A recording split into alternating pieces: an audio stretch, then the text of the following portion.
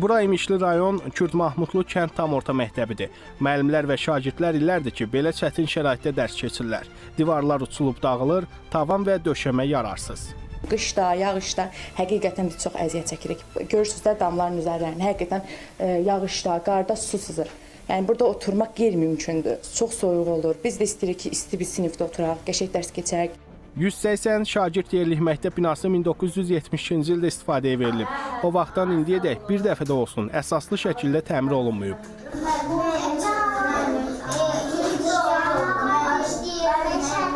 Şəhər məktəblərinə, rayon məktəblərinə fikir veririk, yəni hər bir şərait var.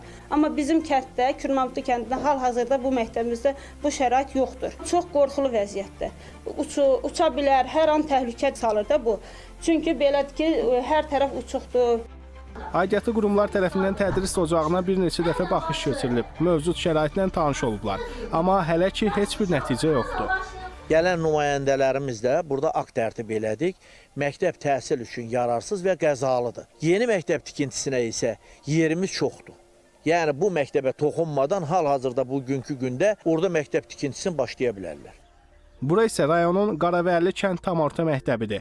160 şagird yerlikdir. Bu təhsil ocağının binası da 50 il əvvəl istifadəyə verilib. Mənzərə isə göz önündədir. Uçuq, sökük. Məktəbdə vəziyyət xüsusilə çətindir, yəni dərs oxumaq çətin olur. Üstülə də qışda istilik sistemi yoxdur, pəncərələrimiz qırıqdır. Məktəbin vəziyyəti yaxşılaşdırılsın. Burada da məktəbin dam örtüyü, tavanı, eləcə də döşəməsi heç bir müasir standartlara cavab vermir. Dərs şəraitinə mane olan digər bir amil isə sinif otaqlarının kiçik olmasıdır.